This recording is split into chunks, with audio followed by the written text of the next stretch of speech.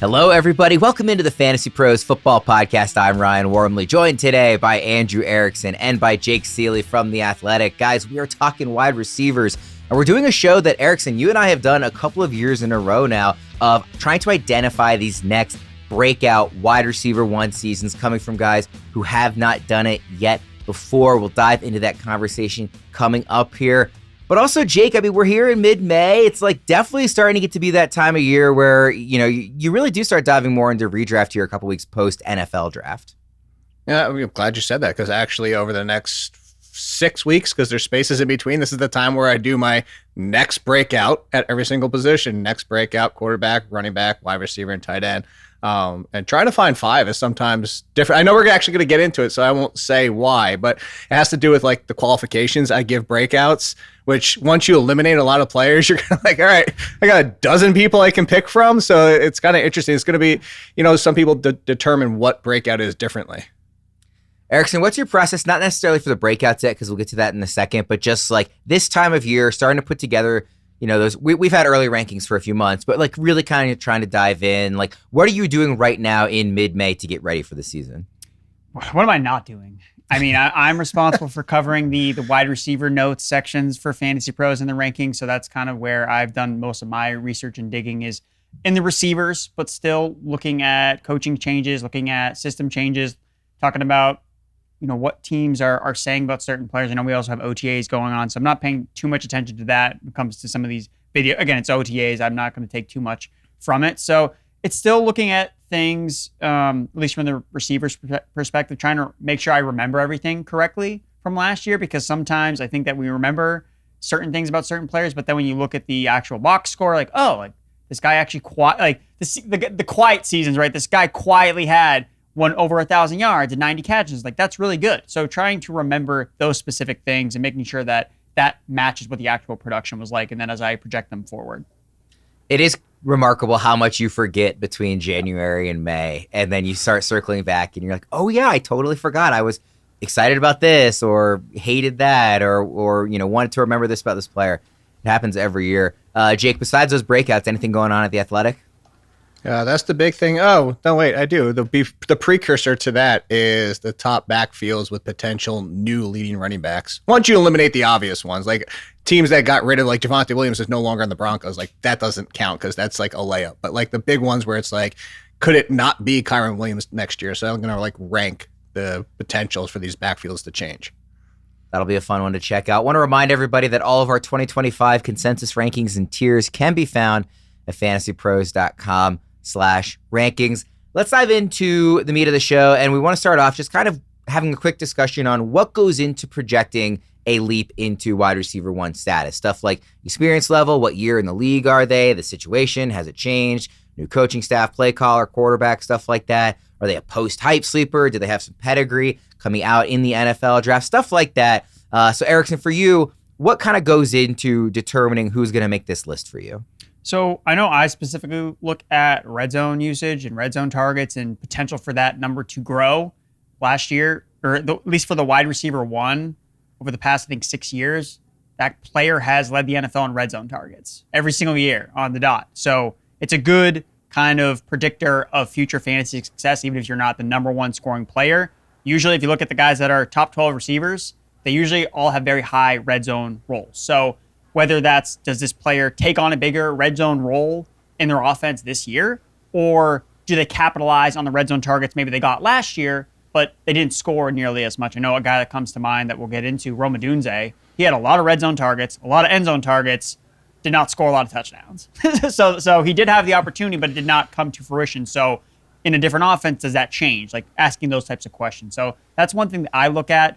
And then the other thing I wanted to point out, so there's an article that was written on Fantasy Pros a couple years ago from Sam Reiner, where he basically broke down the thresholds for receivers becoming wide receiver ones for the first time. And this is from a, what year in the league are they essentially? So this was from 2012 to 2021.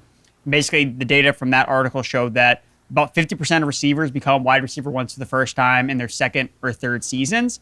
And then the interesting nugget on it was after that, it was rookies, which is really apparent, and then fifth-year wide receivers. So you almost go through a long period of, okay, you don't hit there's like no year 4 hits because like that year for some reason just it's the last year of your rookie contract. I think the 5th year is a key point because usually it suggests you're probably on a new team and you probably have a different quarterback, and then maybe that's kind of what unlocks you. And looking back at, and this article was just from 2021, so I went back and added the next 3 years of data. And it's interesting because we've had the last 3 years, we've had a player break out as a wide receiver 1 for the first time, either in year 5 or year 6. And the common part of all those receivers, they were all on new teams. So something to think about is who's a 5th or 6th year wide receiver on a brand new team this year? Well, over the past 3 years, there has been a wide receiver 1 from that crop. And we'll kind of dive into some of those players as we get along here. Jake, what about you? What goes into your process for determining these names? Basically, I'm looking for opportunity. There's a lot of stuff, like I'm not going to reiterate a lot of what Andrew said because a lot of those things go into it. It's just overall, red zone, end zone targets. Obviously, end zone targets are more valuable, but you look at draft capital to tie into what Andrew said. Should have also read my article over The Athletic, by the way. I actually looked at first round wide receivers and how often they are to hit, and I kind of broke it down by ranking as a wide receiver 3 or higher, 2 or higher, and everything like that. And interesting. It kind of ties into the piece that Andrew was just talking about. First round wide receivers, draft capital wise, 50% hit rate over the past, I think it was 5 or 6 years that I did. And then you look further, and as you said, is like a lot of, I echo what Andrew says. And it was only for first year, but it also ties into exactly what he's saying.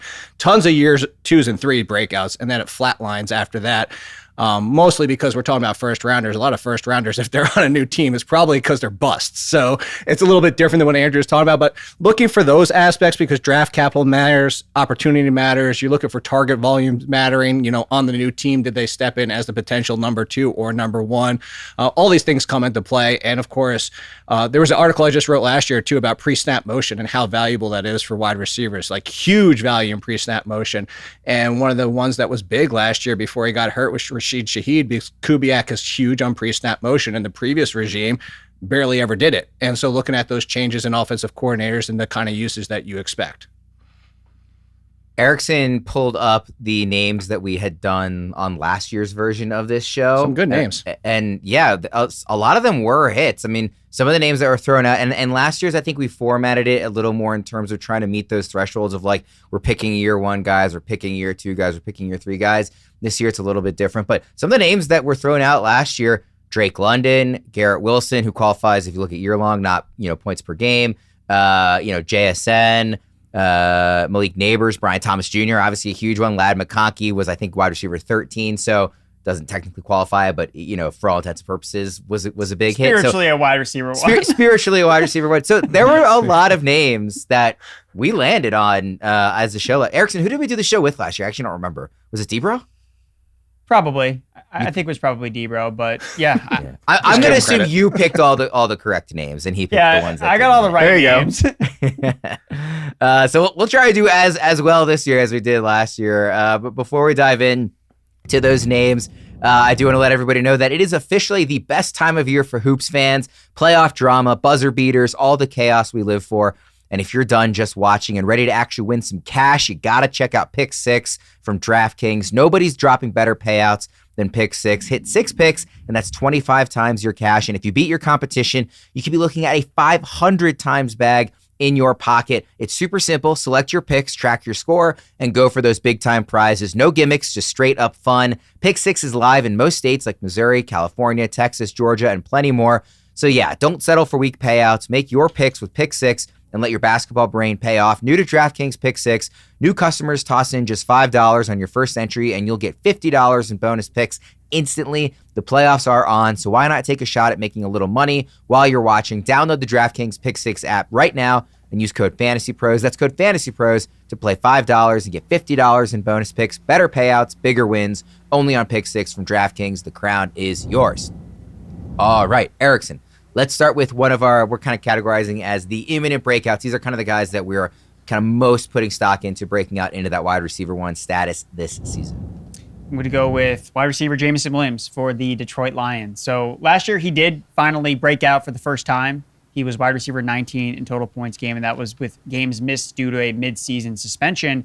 And I want to give him a lot of credit just because he was able to do it despite really a lot of the Lions' main pieces staying healthy and on the field. Like St. Brown didn't go down. Sam Laporta didn't go down. Now, maybe they were playing through injuries, but Jameson Williams put himself in a position to, I'm going to score points, even though I'm not seeing necessarily 8+, 10+ targets a game.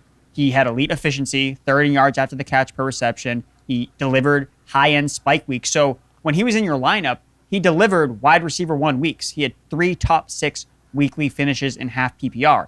And after week 10, when he came back from his suspension, he was wide receiver 10, averaging 14 fantasy points per game, 21% target share.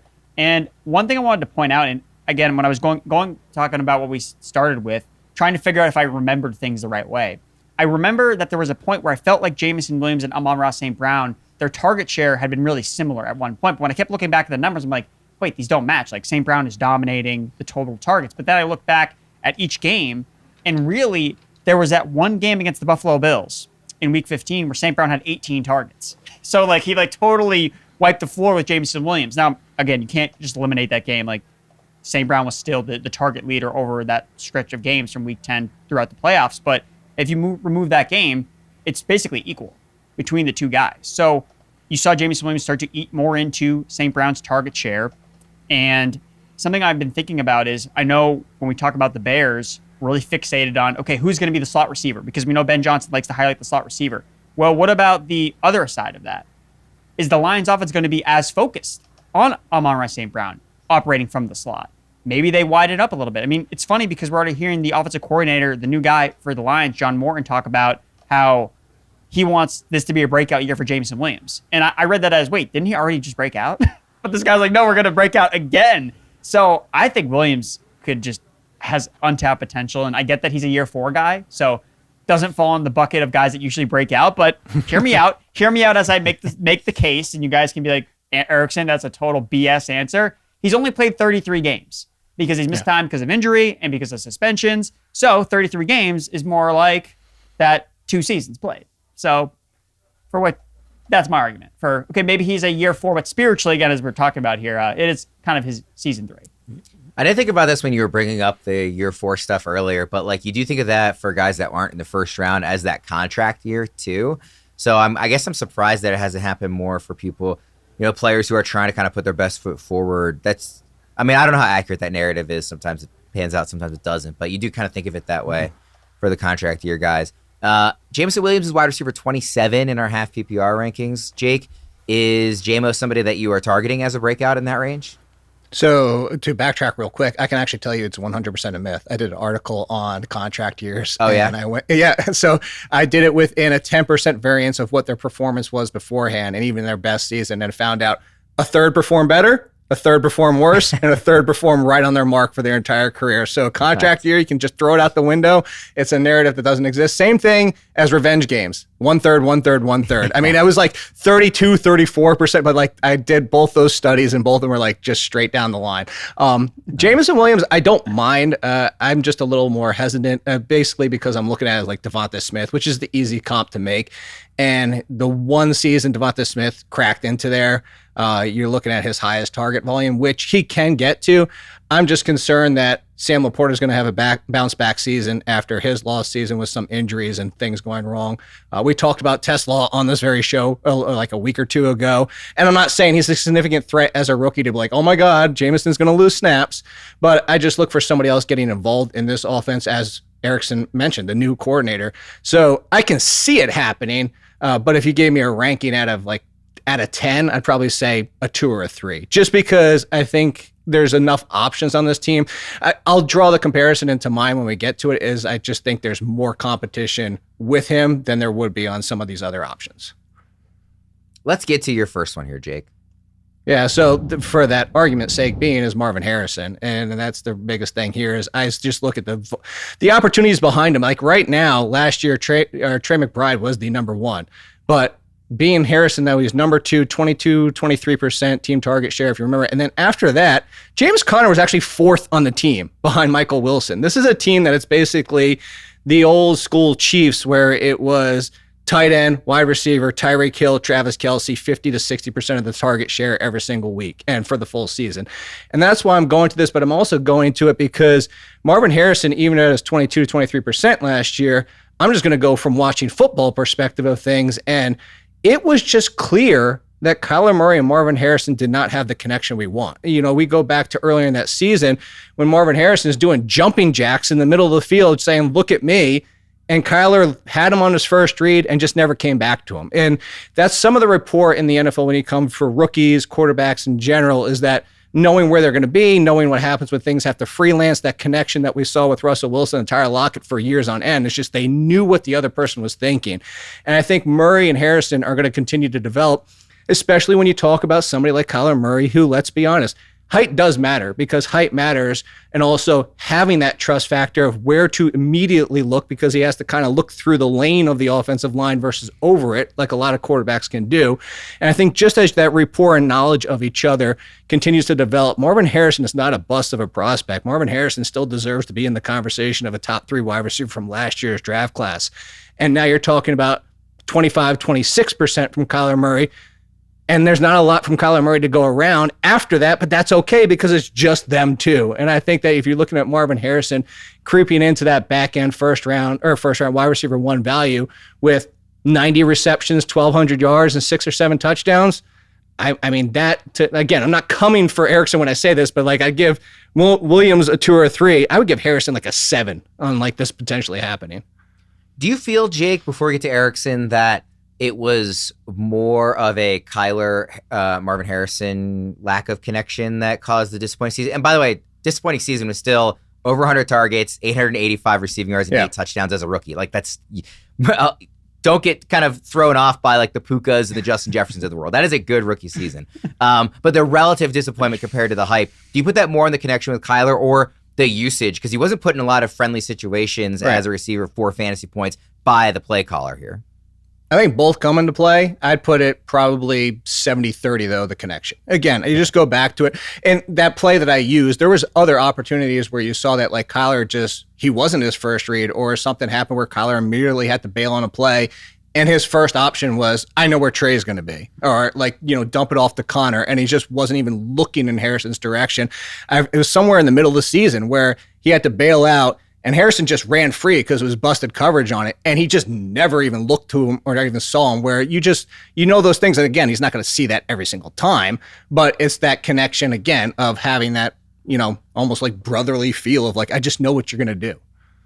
Erickson, what do you think about Marvin Harrison Jr. this year? I think he's the quintessential post-hype breakout player because he was just overdrafted last year. And I know this one almost kind of felt easy. People don't want to draft him because he was just overdrafted last year. So, but now you're getting a value. I think the talent is still there. I think the thing that we maybe overvalued the most was not maybe him as a talent, but just the landing spot with Kyler Murray. Like maybe that wasn't the best. I mean, that's kind of every guest we've talked about. Every time we brought up Marvin Harrison, I feel like the conversation has been back to Kyler Murray and about how they just didn't really have that great connection. We talked about it in the tight end show when I was talking about Trey McBride. There's a reason why he didn't score many touchdowns because they were jamming targets to Marvin Harrison in the end zone and it didn't work out that much. But like you said, the guy still scored 8 touchdowns last year as a rookie wide receiver. Like, that's still really good. So you mirror in some, okay, can we add some receptions? Can we add more yards here? I don't really think it can be worse than it was last year just because it was really, really, the connection was not there. So again, another offseason with them working together. Yeah, I think that Marvin Harrison, I think you're making the same bet 2 years in a row, except he's a lot cheaper. So I think that he's an easy breakout guy. Where's he ranked for you, Erickson? I think he's a wide receiver 19. Real quick to go back to that, Erickson brought up something that I didn't even throw out. That's a really great point. I had this pulled up earlier and I even forgot to mention. This is insane. 18 end zone targets, end zone, as in he's in the end zone, everybody, to 9 for McBride. You wouldn't think that would be the case when you have somebody like McBride last year. Like, that's how big the disparity was. Yeah, that's remarkable. That's like a really shocking number to hear, honestly. Well, McBride could never score any time. I mean, it's not if you bet the anytime touchdowns on Trey McBride every week. It doesn't. The disparity is what's so surprising. Yeah, not the disparity side of it. Harrison's wide receiver 21 in ACR for the record. So Erickson just a couple of spots ahead there. Erickson, who is your next receiver? I'm going to the rookie pool here. Tetairoa McMillan, wide receiver for the Carolina Panthers. I'm just not trying to overthink this. He was drafted 8th overall. I think that he has the highest ceiling of any rookie receiver this year when it comes to who could go out and catch 100 balls, go over 1,400 receiving yards. I think it's Tetairoa McMillan. I think that he can clearly drop into this offense, be the clear alpha. And I know Bryce Young has his issues, but what has Bryce Young done, even when he's played bad his first 2 years in the NFL, is he's fueled fantasy production. Adam Thielen has been a fantasy marvel at times the last 2 seasons when he's been healthy and upright, and he's commanded a very high target share in this offense. And even last year, you know who started out the season really, really well before things totally went haywire was Deontay Johnson. Like, he was scoring a lot of fantasy points. He had a very high target share. So Bryce Young has shown, hey, if you establish yourself as the number one in the Dave Canales offense, I'm going to hyper target you. So for those reasons, I like Tetairoa McMillan a ton. He just looks like an alpha, and I'm not trying to overthink it about the situation. I mean, I just think everything is there that you want. The volume opportunity is there. I think the profile is really strong for McMillan. And I think that the quarterback play is like we've seen it work at this level. So again, one of these rookie receivers is probably going to be a wide receiver 1, and that would be my bet. Would be on Tetairoa McMillan. Erickson, he's 2 spots behind Travis Hunter in ECR right now. Hunter is wide receiver 32, and Tet is wide receiver 34. I would rather have Tet this year. Obviously it's not a knock on Hunter's skill set. It's just I need to see the usage to believe it. Whereas I know Tet McMillan, if he's healthy, is getting 110 targets easy. I mean, you can make the simple argument as well. Travis Hunter's not the number 1 on his own team, right? I know that we've seen plenty of number 2s come in and still put up very strong seasons, but should we just expect Trevor Lawrence to just drop in and be like, oh, well, now you can support 2 wide receiver 1s when he's barely done 1? Like, that was Mac Jones last year. That was getting Brian Thomas to the promised land. So I'm not ready to just put Trevor Lawrence on this pedestal and just, oh yeah, well, he's going to deliver for everything. I think it's just take McMillan. I think that I think the market's maybe overconfident with Travis Hunter and him being ahead of McMillan when I don't know. I just like the volume bet with McMillan. Jake, I feel like there's always a rookie receiver every year that I say this for, where you look at the early ADP and the early rankings, and I'm just like, this is going to be the cheapest you will ever get this player. So I want to draft him as a rookie because next year he's going to be 3 rounds higher than everybody's ADP. And I feel like Ted is that guy. Like wide receiver 34, I just don't think he's going to be there a year from now. I think he's going to have the type of season where that looks really silly. Yeah, I actually have both of them ahead of consensus. I have Hunter at 26 and McMillan at 29. I slightly go Hunter, and this is coming from somebody who sat here and said that I think Bryce Young deserves more respect for what happened at the end of last year, and that Bryce Young is a decent flyer as a mid QB2 versus some of the other names that people want to take chances on. Like, I'd rather take a chance on Bryce Young than Matthew Stafford. I know what Matthew Stafford's going to be. He's going to be, at best, QB 11, 12, 13. If somehow Bryce Young turned back to college Bryce Young, which was late last year Bryce Young, there's QB1 upside with him. Is it a long shot? Sure. And I say all that to say, though, if I think somebody's going to support 2 wide receivers more, I would still bet on Lawrence. So it's an interesting conversation because if I'm betting for redraft, I'm going to take Hunter because I'm going to take Hunter as the skill set. I would take him as the 101 in this draft if we knew he was purely wide receiver. But if we're talking as breakout for wide receiver 1s, I actually agree with Erickson on this and say, like, I do think McMillan has a path where Hunter doesn't. It's going to be a similar conversation when we get into wide receivers later. As I think best case, Hunter could probably crack the top 20 because Evan Ingram's gone, so we have that out of the way for the Jaguars. So you do have a potential target share similar to Devonta Smith, Jameson Williams that we were just kind of talking about. But I do think that McMillan has the more likelier high-end target volume in the 28% range because he is clearly the number one. All that being said, the categories force me into something later in the show. For my articles on The Athletic, I never include rookies as breakouts because I call them debuts. I don't think you can break out from having done nothing. I call them a great debut, and then potentially you could break out even more. So that's why I didn't include McMillan or Hunter, even though I do think this is a good pick. I'm with you on Bryce Young, by the way. This isn't a quarterback episode, so we won't have to go deep how on many that. how many passes do you think McMillan catches over Travis Hunter in week 1 when the Panthers play the Jaguars? In week 1? Over him? Oh, wait. Is it over as in a higher number or over him as in he's in coverage? Yeah, as in Travis Hunter's in coverage. Tetairoa McMillan. I'm actually going to go 0. I don't think they're going to do much. I really don't. It doesn't sound like it. Dude, he's gonna moss him in the end zone. I can already see it. I hope we see it. That'd be fun. Jake, who's your next receiver? Yeah, it's funny bringing up like this whole Devonta Smith and then like go back to the Deshaun Jacksons of the world.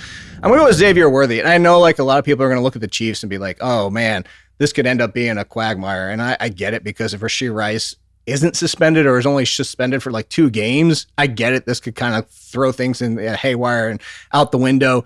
But I think it sounds like it's still going to be more than that. And if it comes down to it too, is like Xavier Worthy is coming off the season. Rashee Rice is coming off an injury, suspension, not being on the field. This is a long layoff now where I don't think we can just sit here and say, you know what? If everybody's ready in week 1, Rashee Rice is going to immediately step right back into his position. And if you go back to something I brought up earlier with the Tyreek Hill and Travis Kelce, well, who's more likely to be Tyreek Hill for this team? And I know this is a different Patrick Mahomes and a different Chiefs offense than it was back then. They do bring things more into the intermediate game nowadays. But I think Xavier Worthy brings something that Rice doesn't. I think Xavier Worthy brings something to this team that nobody else really does. And of course, when you talk to Sean Jackson, Devontae Smith, it's going to be a roller coaster ride. But I think Travis Kelce also at this point of his career, if Rashee Rice wasn't suspended and was healthy day 1, I think there's a non-zero chance that Xavier Worthy and Rashee Rice outproduce Travis Kelce this year, given where he is at his career arc. So if I'm going for somebody that could potentially put up 1,200 yards, and I would bank a little bit more on the touchdowns than the receptions carrying his true value, I think it's Xavier Worthy, especially if we're talking about the range. We kind of touched on it in the beginning, but we're also eliminating guys who have done this before, finished inside the top 12, like 13, 14. But looking at some of these names, I think Xavier Worthy has the best case, even with all those factors involved. He finished strong last year, obviously. I mean, if you take out week 18 where he played like 1 or 2 snaps, he was wide receiver 16, wide receiver 12, wide receiver 15 the final 3 weeks of the season. Obviously, no Rashee Rice. He also had the only good game by a Chief in the Super Bowl. A lot of that was obviously coming back. That's why you average it with that Week 18 game where he barely played and then he got a bunch of garbage time stats in the Super Bowl. Yeah. But this is a player who, including the rushing stats, had 9 touchdowns as a rookie, over almost 750 combined yards on the ground and through the air. And there are question marks with Rice. Worthy was a player that some people really liked coming out of the draft and some people were kind of fading. And I think he kind of proved both people right at different times during the year. But ultimately, I think he looks like a really strong investment going into this season, Erickson.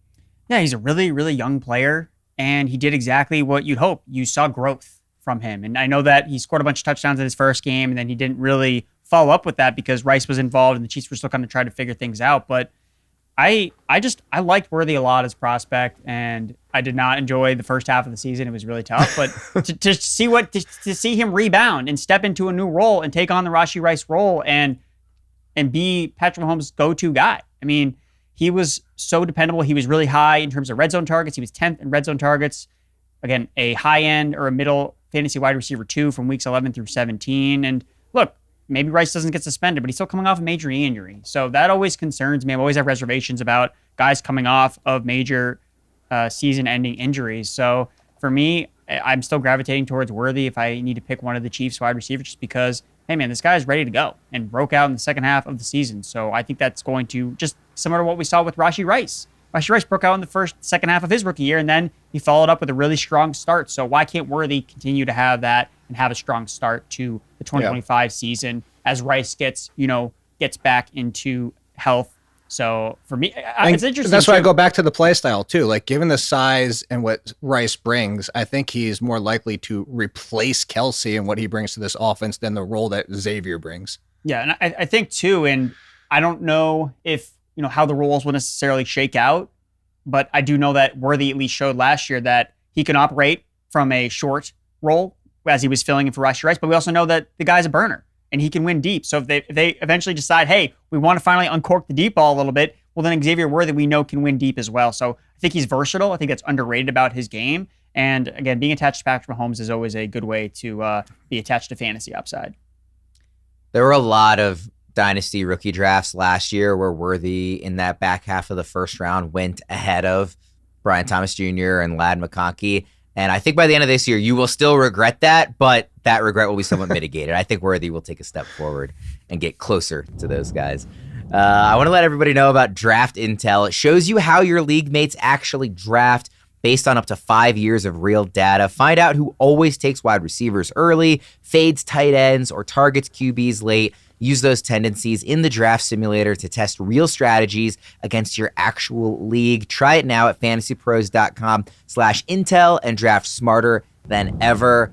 And, doing that read aside, I think Draft Intel is one of the coolest tools we have at Fantasy Pro. So I would strongly encourage everybody to check cheating. that out. It feels like what people do to me at my home league draft and bring my rankings is like now I can go back and do it to them. It does feel like that. So take advantage of that for sure, everybody. It feels like cheating, but it's not. Breakouts in the making. Erickson, who do you have here? And by the way, Jake pointed this out when we were putting the show together. You guys each pick a player from the same two teams. So the first kind of two we'll loop together, and then we'll loop the second two together as well. But Erickson, start us off. Yeah, so we'll start talking about the Buffalo Bills because this is a team that's primed to produce some type of fantasy guy. Because when you have Josh Allen as the quarterback, you're thinking, okay, there has to be a breakout wide receiver that comes. So we're going to be talking about some of these guys. So the guy I wanted to bring up was Khalil Shakir because I think it's almost his as the target leader last year as the guy who was number one in targets, catches, receiving yards. It's kind of almost his to lose where if nobody else, again, we go another year, nobody steps up, then by default, Khalil Shakir is going to end up being that number one receiver for the Buffalo Bills, just based on, again, what he did last year. 29% target rate per route run, that ranked 10th among all wide receivers, 2.2 yards per route run, 18th, over 7 yards after the catch per reception. That was top 5 in the NFL. The big thing with Shakir to me is he is the Buffalo Bills Mr. Reliable when it comes to wide receiver. Josh Allen and him have a great connection together. So I know when Allen is in trouble, like he's going to be looking for his number one slot receiver. And we've seen at times throughout fantasy where if you're just the number one slot receiver on your team, you can just rack up a ton of receptions and you look up, oh, wow, this guy caught over 100 balls, over 1,000 yards. And if you end on the favorable side of touchdown variance, that's kind of what's hurt Shakir.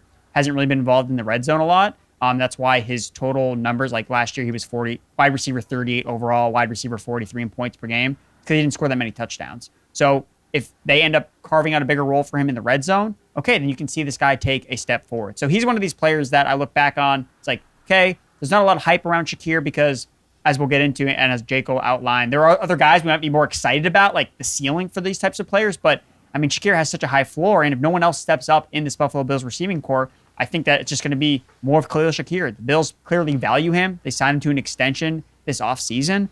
So, yeah, that's the guy for me, someone to keep an eye on. Jake, you can hit on Shakir a bit if you want, but you picked a different Buffalo Bill here.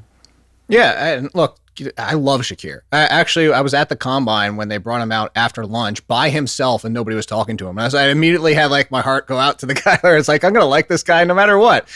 So I have a soft spot for him. And Erickson's not wrong. And if you look at Diggs and even before Diggs, Beasley on this team and that kind of usage from that wide receiver. So something that Erickson said where it's kind of like why I hesitated and I went back and forth on both these teams we're about to talk about in my mind. But again, I'm going with who could become a wide receiver one.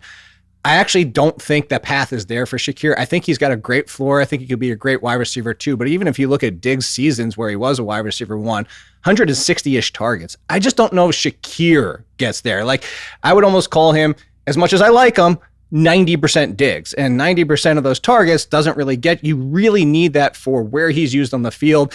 And then the interesting thing that Andrew brought up, which I was actually even shocked by this number last year, to go back to end zone targets, my pick, Keon Coleman, actually led the Bills in end zone targets. With all the missed time, with all the non-playing time on the field and not being out there for all the snaps, he still led the team with 8 end zone targets. The next closest was Mac Hollins at 6, to give you an idea.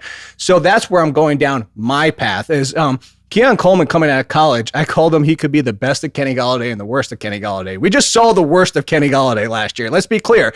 That was the concern about Keon Coleman coming out of college too, is that he was raw in some aspects. He probably wouldn't hit the ground running, but that patience, and a lot of times, you go back to these rookies and it's like, hey, even quarterbacks we've talked about before is like, oh, they need to do this, give them some time. And then they don't do it in year one and everybody panics. And it's like, wait, we just said they need time to develop. They were exactly what you expected them to be, and now you're off. So I'm on the path of like, who can potentially get wide receiver one? I think it'll be very touchdown reliant for Keon Coleman. I think it'll be more in like the 1,000 to 1,100 yard range, but 8 or 9 touchdowns. And that's why I go Coleman slightly over Shakir. I do like both candidates here. And if I'm talking drafts in general, just as an entire aside, I'm just going to take whoever's cheaper this year, which will probably end up being Coleman because people are so disappointed. But I think the path is slightly more likely than Coleman, even though I do think Shakir could find his way there. It just would take such a high target volume.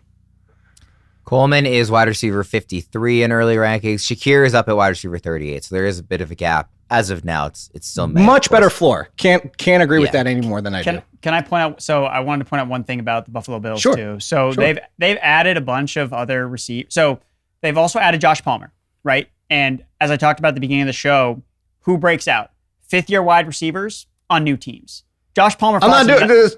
You can do Josh Palmer again. Like, how many times are we going to do Josh Palmer? How many times did we do Jerry Jeudy till he finished as a wide receiver 1? How many times did we do Christian There's a little bit of difference between Jeudy and Palmer. I'm just saying. Christian Kirk I was a wide receiver 1. His first year with Jacksonville, fifth-year guy. DJ Moore, first year in Chicago, fifth-year guy. And then last year Josh Jerry Palmer, Jeudy. look, I like him. He's a sixth man in the NBA. That's who he needs to be. You are the greatest six-man wide receiver of all time, but do not be my top two option. Jake, I'm Erickson, where do you think Josh Palmer is ranked in early wide receiver rankings? Not high. Oh. Very low. 88? You're too low. He's wide receiver 73. Yeah. One spot behind Wan'Dale Robinson. He's going to crush that ADP. So, because, again, he fits the criteria when we're looking at, again, fifth-year receiver. Who could be a breakout? Again, Khalil Shakir is a fourth-year guy. So that's why I'm afraid about him potentially being a wide receiver 1. I think that I am coming more around to again, unless all these guys don't fire, then Shakir default gets up to that spot. But even if that happens, is it just more a wide receiver 2 finish? And you feel good about him, he's a double. Whereas they do have 75 wide receivers on this team right now. Elijah Moore, also a fifth-year guy. Curtis Samuel, also on this team. And then they also added Laviska Shenault, who's a year 6 guy. Forget Laviska. So they have really they're looking at the same thing we're looking at. Fifth-year breakouts, baby. Who can we rely on to break out in fifth year? So that's why they added guys like Elijah Moore, Joshua Palmer, and Laviska Shenault. So look, we've come to the conclusion the Bills are going to have a breakout wide receiver. And like you point out, Shakir's the most expensive guy. Where is he going? Wide receiver outside the top 36 receivers? Draft Bills That's still receivers. Okay. Yeah. Bills receivers. Someone is going to destroy their ADP. And Shakir, I think, is going to at least match it. But you got to take shots on some of these Bills guys. So I just wanted to mention Josh Palmer because I do love Josh Palmer, even though last year he disappointed in a big way. I called him last year. Was it going to be this year's Nico Collins? Maybe it was just early. One thing I will real quickly, I know we need to move on from this, but the thing with the Bills too is the 2 tight ends and how 2 wide receivers is very often. So be ready to pivot off of, and Shakir is the safest. You're not getting rid of Shakir, but like if Palmer beats out Keon Coleman from week 1, this is like, we're bad news here. If Coleman, like you have to be a top 2 wide receiver on this team because of their offense. Yeah. So the other team that you guys both picked players from for this section is the 49ers. So Jake, why don't you go first this time? Yeah, this one and it broke my heart because everybody was calling me the Jauan Jennings guy last year because my waiver column, I'm like, get Jennings. But like when I was saying get Jennings, it kind of ties into us is because of the roles behind Debo and Ayuk and for who got hurt and who fills roles. Well, if Ayuk is coming back, I just see Pearsall as more of a fit with Ayuk than I do Jennings. And I love Jennings, and I don't want to discount what he did.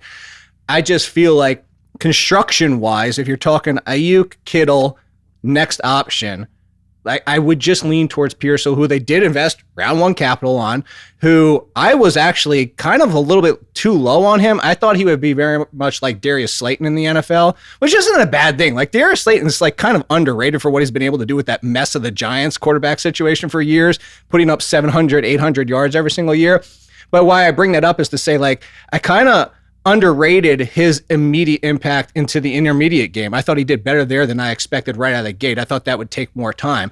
So I'm looking for somebody who fills the role next to Ayuk, complementary style with this, and I just think Pearsall fits a little bit better, where if that's the case, it's really going to come down to if Pearsall's the wide receiver 3 and then Jennings is the 2, I'm wrong. If Pearsall's the 2 and Jennings is the 3, I think Erickson's wrong. I think that's just what it comes down to.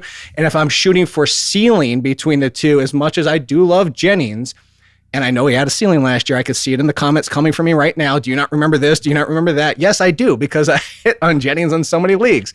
I just think Pearsall's ceiling, talent, ability, and in year 2 could grow into that number 2 role, replacing what's now been lost by Deebo Samuel, where I think Jennings is kind of the better version of Joshua Palmer. Like, he is what he is, but I think we probably just saw the best of what we could get from him. And I know people are going to parse out the games and say, well, if it's 70% of the snaps, this is what he would have averaged, and blah, blah, blah, blah. So I know it's coming. I give Pearsall the talent edge slightly.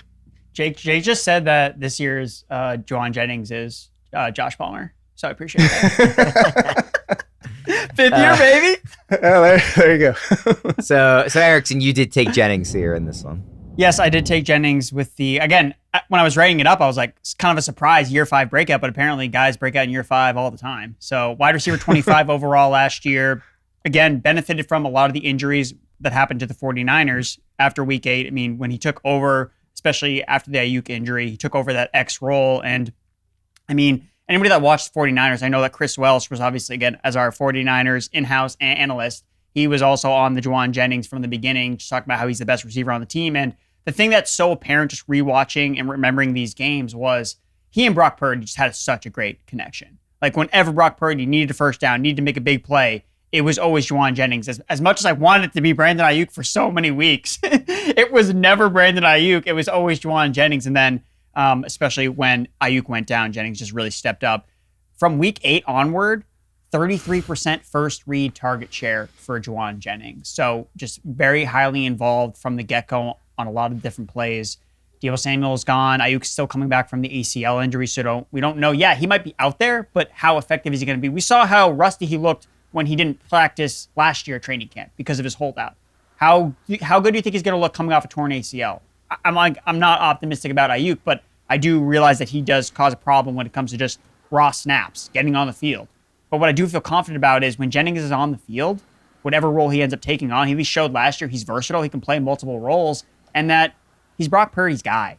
And when they asked him about, I think that's Clay Kubiak, who's the offensive coordinator now for the 49ers, they asked him about Jauan Jennings, and Jauan Jennings is like, yeah, like I think I can be the number 1 on this team, especially while Ayuk is still coming back from his injury. So again, another player that was highly involved in the red zone. He also did have an injury last year too, so he had a hip injury, so you could argue that maybe his numbers would have been a little bit better had he not gotten hurt a little bit, missed a couple games in the middle of the season. So again, I picked the 2 guys from this Bills and 49ers because I feel confident about the chemistry. Maybe I'm taking the guys with like safer floors potentially, but I think that both receiving cores for the 49ers and Bills have a lot of untapped potential, and there's a reason why they're going so late in a lot of these drafts because there's ambiguity, but you want to take advantage of that and chase some of this upside.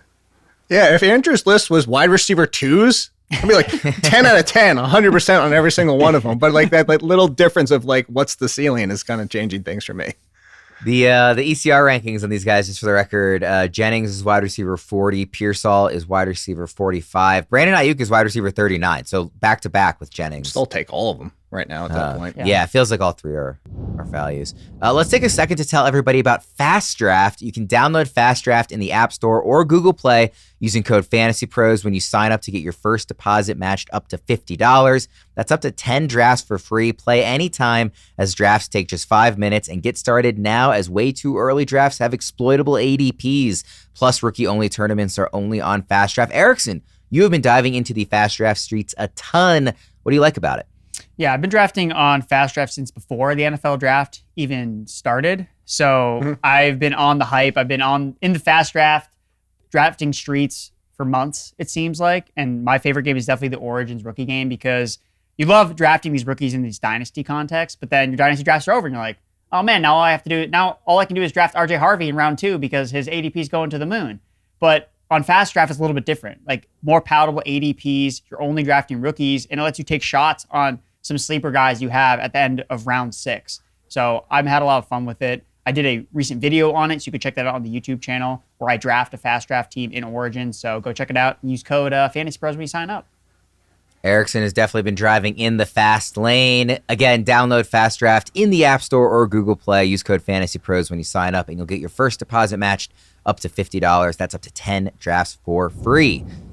All right, guys, let's go to kind of our sleeper wide receiver 1 dart throws. This is how we're kind of clarifying these. We can go a little quicker because these are kind of just, we're taking a shot and more lottery tickets here, I guess. But we see reasons why these guys could break out here right off the bat. Erickson, we'll start with you. Who's your number 1 in this category? Going to another rookie receiver, Luther Burden for the Chicago Bears. Again, the reason why he's underrated is because just a landing spot in terms of depth chart, right? Oh, well, he's number 3 on the depth chart, maybe number 4 when you include the tight ends on the Bears. Well, maybe Ben Johnson doesn't see it that way. Maybe Ben Johnson's like, no, this is my starting slot receiver, and we're going to scheme him up touches. He's going to be my Deebo Samuel. We saw Luther Burden at the college level play a lot of his snaps from the slot.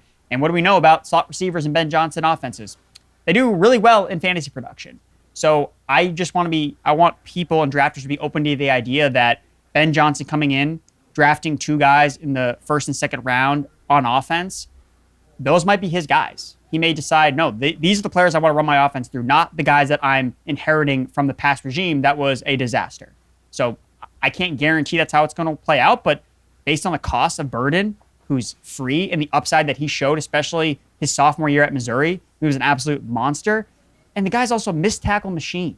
Like, all this guy does is force missed tackles. He's great after the catch. So if he gets enough volume, even if he's maybe in a limited slot role, I think he can surprise some people. So Luther Burden, for me, I think has a really high ceiling. Spoiler for the rest of this segment, 3 of the 4 in this grouping are rookies that you guys have picked. So this is kind of the range for that. Burden obviously being one of them. Jake, just before we get to your guy, Burden, is he somebody you like as a year 1 target or more of maybe a dynasty guy? Both, really. Just a few weeks ago, we talked about it, and I said there's a non-zero chance. That's the second time I've said non-zero on the show. Now third, is that he's the number 1 option. And like this, Ben Johnson, new regime coming in, and he's the one that's drafted. I'm not discounting DJ Moore's talent. I'm not discounting Odunze's talent, but let's be honest that Odunze's issues last year were some of his own issues. So is there a chance where Burden's the number 1 guy? Absolutely, especially when you make the comparison to like a Garrett Wilson and Julian Edelman in this offense, in the slot. And if he's in the slot a lot, Odunze's getting kicked outside, and I'd rather Odunze spend at least 50% of his time in the slot. So that's really what it comes down to for me. And yeah, previously I said I don't like to include rookies, but once we're going to this low, when we're talking wide receiver 5, 6, and 7s, I was like, man, I don't really want much of these veterans. So for our purposes of this show, I am including 2 rookies for breakouts.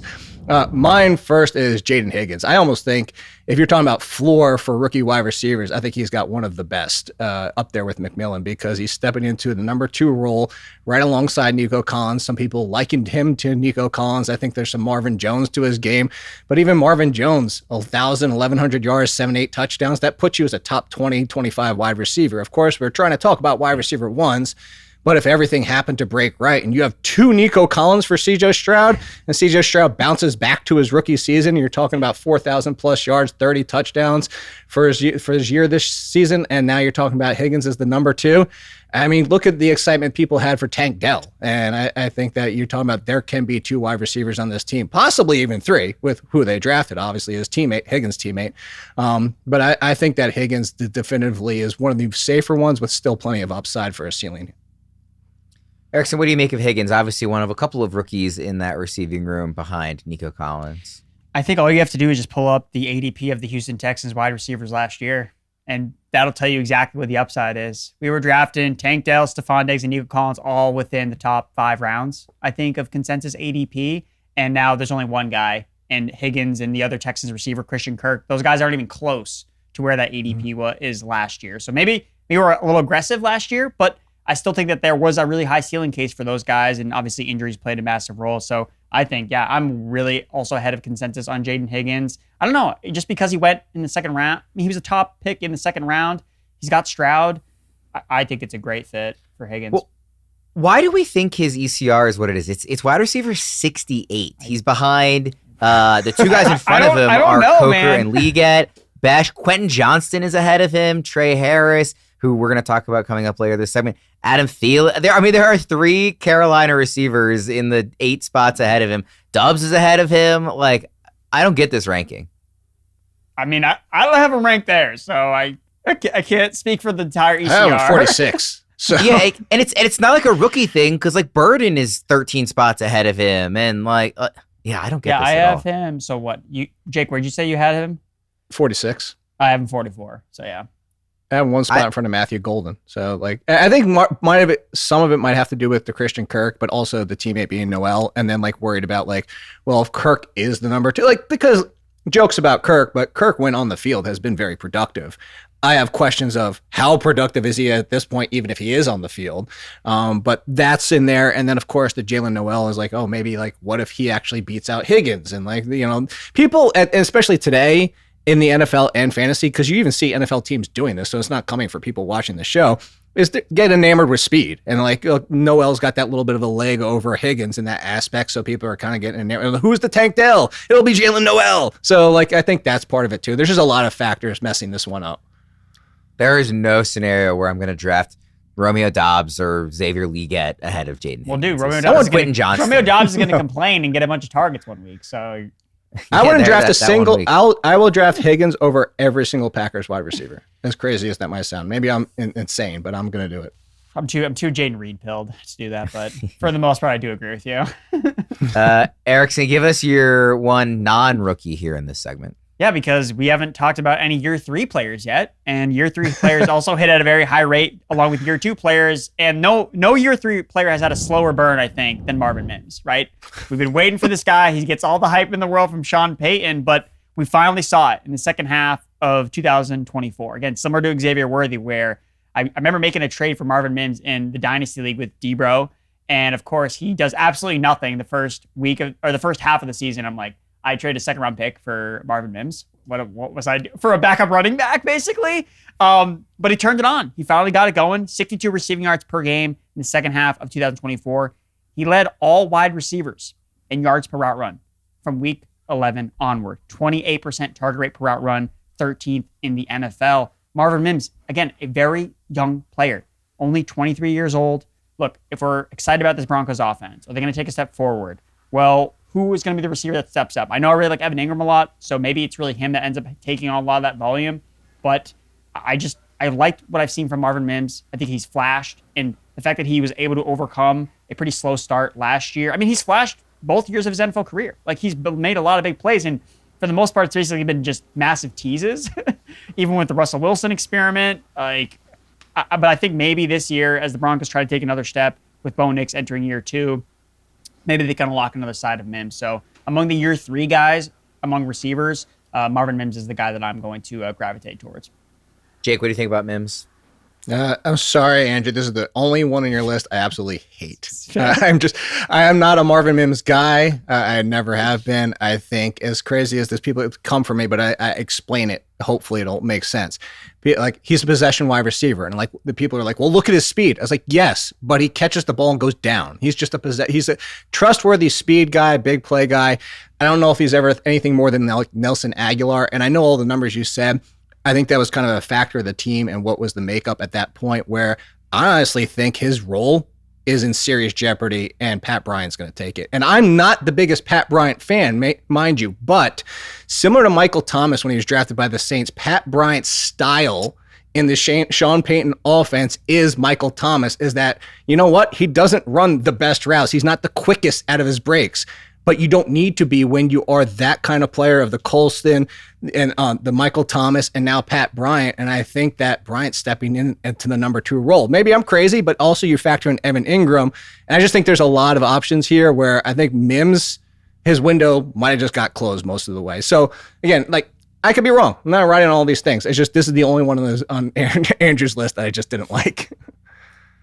I want to highlight a stat that's not related to Mims. Jacob Gibbs from CBS just tweeted this out while we're taping the show, and it's about Xavier Worthy. So since we talked about him, I just want to share it. Deep targets from a clean pocket from Patrick Mahomes last year, 49% of them went to Worthy. Half the targets on the team, deep targets from a clean pocket, went to him. He had 16. Next highest 4, 4, 4, 3, 1, 1 for everybody else. So that was the guy for him. And if they complete a few more of those this year, that'll be super fun. Just want to shout that out. We went from Marvin. So nothing to add from Marvin. You hate it too. Right? Is that it? You're like, I can't say Marvin Mims, so we got to go to Worthy. I feel like I was so burned on Mims early on that it's really hard for me, like, emotionally to come back to him. Dude, someone from year 3 is going to break out. So I'm just saying, when you look at the year 3 list, who are some of the other year 3 options? I'm trying to think of who else could have been included on this list. Pull it up. It doesn't have to happen every single year. It does.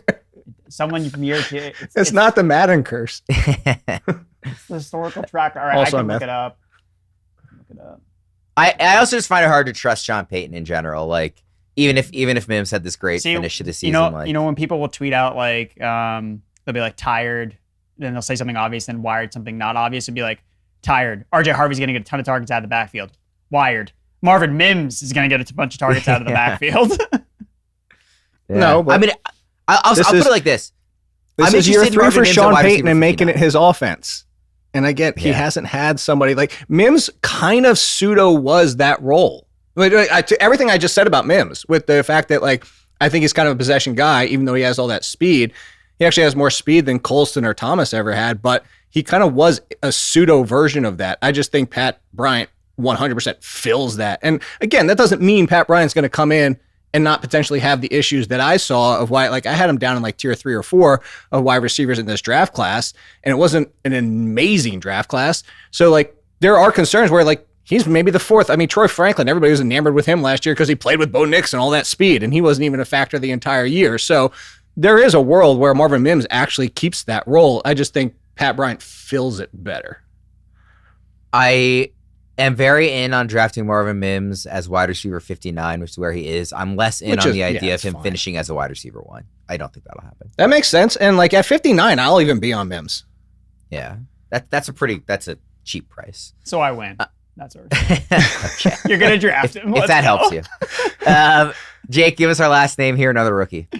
It's funny, the guys kind of said Romeo Dobbs because I think there's some similarities in their game.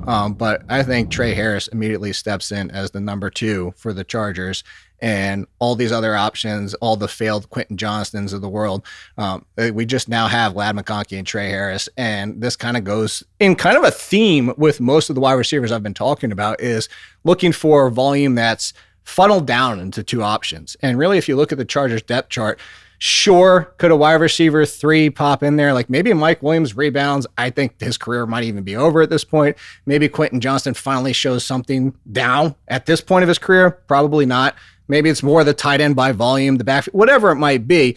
But I think all these names that we're talking about kind of tie into similarly from the Cardinals at the top of the show is it's Harris and McConkey, and then just this conglomeration of everybody else where Harris and McConkey should get 50+% of the target volume every single week. And I don't think we have to say, I've seen people debating this on Twitter is like, oh, Harris could push for the number 1. Like, who cares? Who cares if it's McConkey or Harris? Because both of them, if Justin Herbert has a little bit of a bounce back from what he was 3 years ago, because this is now 2 years in a row where Herbert's kind of been like, but if he gets back to being a top 15 fantasy quarterback, and even in Harbaugh's offense, you're talking about 2 players that can have well over 100 targets and have well into the top 20, 25 of wide receivers.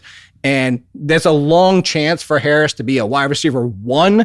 I don't think we're definitively saying any of these 4 are going to be wide receiver 1s, but I think that like if there's a chance down in the group, and maybe McConkey gets hurt, but I think Harris is a rookie that stepped into a great situation. And I would honestly be this is one where I would be surprised if he's not the number 2 from day 1. Erickson, what do you think?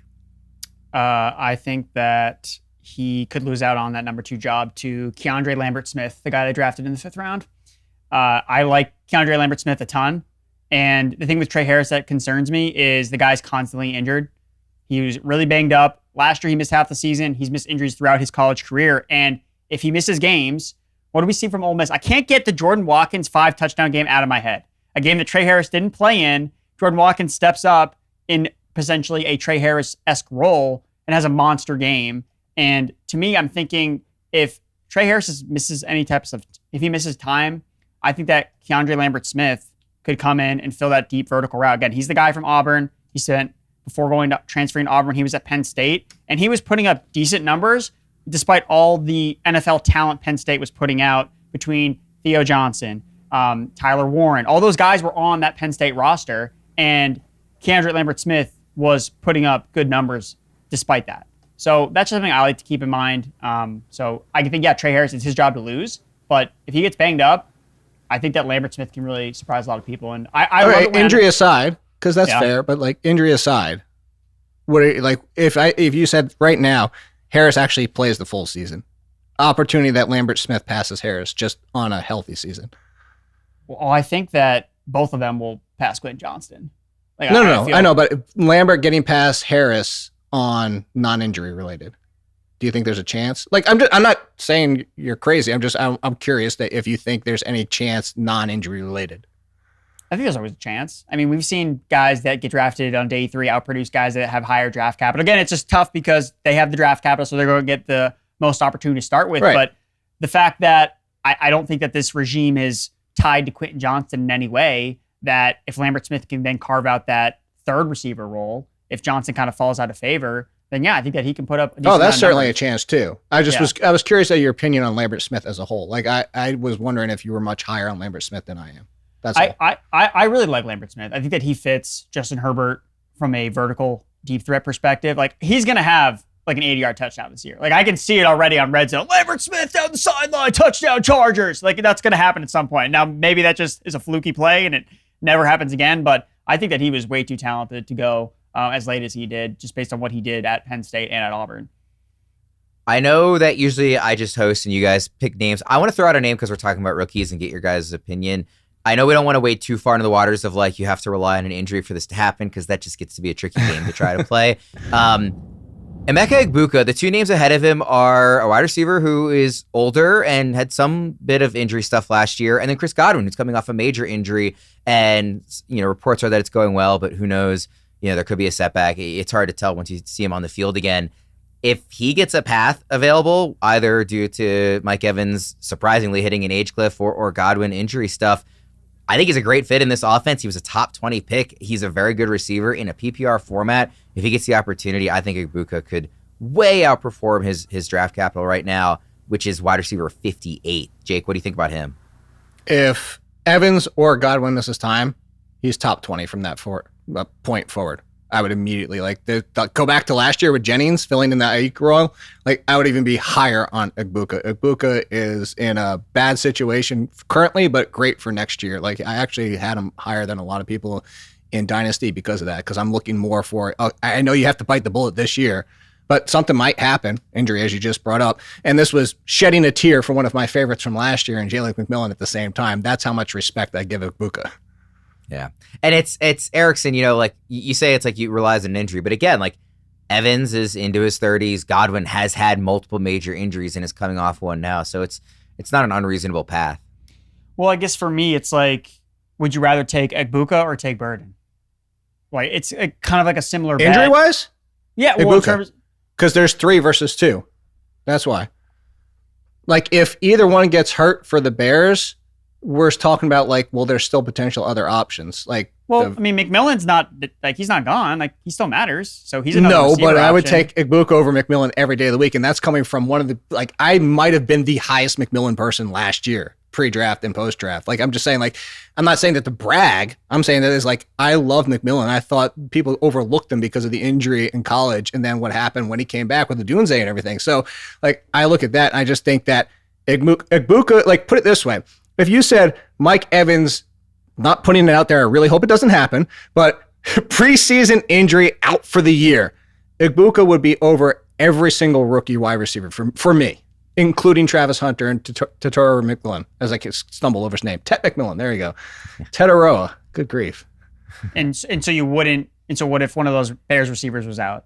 And where would you? If DJ Moore gets hurt, if DJ Moore gets hurt, I think you can paint the picture for Burden taking a step forward. But I wouldn't say it's 100% sure. He might be Baker versus Caleb. Ancillary pieces versus ancillary pieces, fewer for the Bucs than there are for the Bears.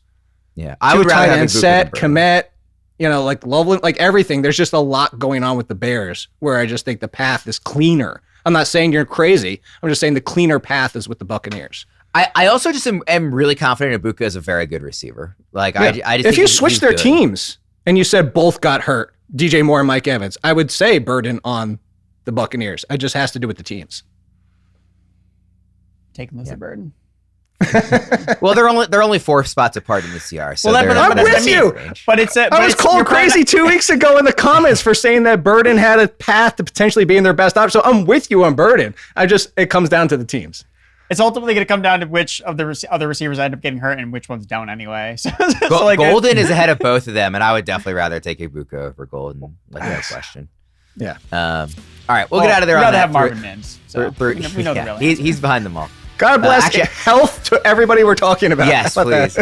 Egbuka is 1 spot ahead of him, so they're back to back. Maybe we'll see what happens with those two. Got an extra name in there for everybody. Thanks, everybody, for tuning into this episode, identifying our next breakout wide receiver ones. For Jake and Erickson, I'm Ryan Wormeli. Thanks for tuning in. We'll see you again next time.